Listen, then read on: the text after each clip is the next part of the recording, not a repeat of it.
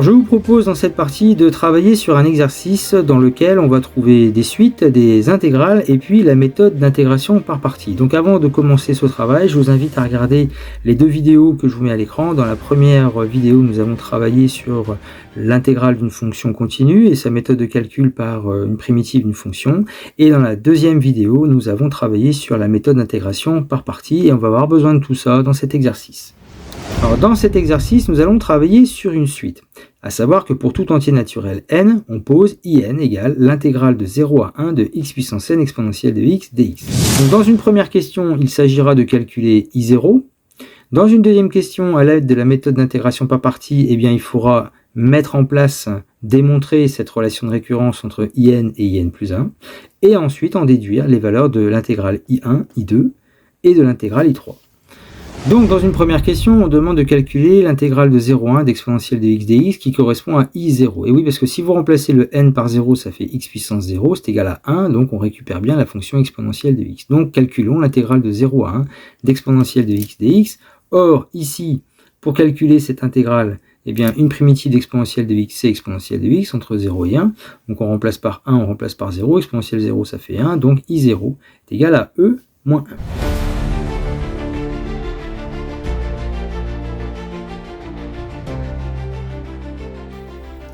Alors dans une deuxième question, il s'agit par la méthode d'intégration par partie de mettre en place cette relation de récurrence, c'est-à-dire in plus 1 est égal à e moins n plus 1 fois in, et ce pour tout n. Donc l'intégrale in, telle qu'elle est proposée dans l'exercice, eh bien s'écrit in égale l'intégrale de 0 à 1 de x puissance n exponentielle de x dx. Donc in plus 1, vous remplacez le n par n plus 1, ça devient l'intégrale de 0 à 1 de x puissance n plus 1 exponentielle de x dx, et c'est là qu'on va mettre en place maintenant l'intégration par partie. On va donc poser u' de x égale exponentielle de x et v de x égale x puissance n plus 1. U de x, primitive d'exponentielle de x, c'est exponentielle de x. Maintenant, dérivée de x puissance n plus 1. Les dérivées des puissances, eh bien l'exposant vient devant, et ensuite on perd 1 en exposant. Donc ça devient v' de x égale n plus 1 fois x puissance n. Ainsi, l'écriture de l'intégration par partie nous donne u fois v, c'est-à-dire u fois v, ça nous donne exponentielle de x fois x puissance n plus 1, c'est-à-dire x puissance n plus 1 exponentielle de x entre 0 et 1, moins l'intégrale de 0 à 1 de u fois v'. Donc on va écrire n plus 1 x puissance n fois exponentielle de x dx. Et là, la relation de récurrence va très vite apparaître, mais à condition de sortir le n plus 1. Maintenant, pourquoi est-ce qu'on peut le sortir de l'intégrale en utilisant la linéarité? Je vous rappelle la règle de linéarité. Si k est une constante, l'intégrale de 0,1 de k fois g de x dx est égale à k fois l'intégrale de 0,1 de g de x dx. Mais vous allez me dire, oui, mais n plus 1 dans l'exercice n'est pas forcément constant puisque on est sur une suite. Donc, quand on parle de suite, le n aussi, il varie. Oui, mais ce qu'on appelle constante, c'est par rapport à la variable d'intégration. C'est-à-dire que dans votre intégrale, la variable d'intégration, celle qui nous sert après à déterminer des primitives, par exemple, dans le calcul d'intégrale, ici, c'est la variable x. Or, n plus 1, n plus 1 ne dépend pas de x. C'est constant par rapport à x.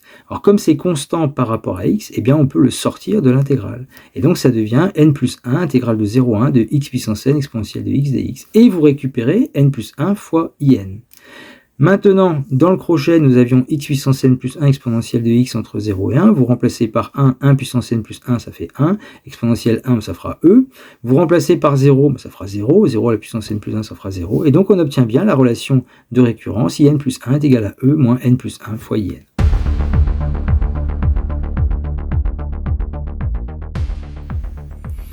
Donc dans la dernière question, on nous demande de calculer I1, I2 et I3, et pour ça, on va utiliser la relation de récurrence obtenue à la question précédente et le fait que I0 est égal à E moins 1. Ainsi, pour calculer I1, vous remplacez dans la relation de récurrence n par 0, 0 plus 1 ça fait 1, donc 0 plus 1 ça fait 1, et I0, puisque n est égal à 0, pour pouvoir faire apparaître I1 ici dans la relation de récurrence. Donc ça fera E moins une fois I0, et comme I0 c'est E moins 1, ça fait E moins entre parenthèses E moins 1, c'est-à-dire E moins 1 plus 1, et donc l'intégrale I1 est égale à 1. Et l'intégrale I1, en fait, vous remplacez dans l'expression ici, le n ici par 1. I1, c'est intégrale de 0,1 de x exponentielle de x dx, c'est-à-dire que avec cette méthode, on a trouvé que l'intégrale de 0,1 de x exponentielle de x dx, eh bien, c'est égal à 1.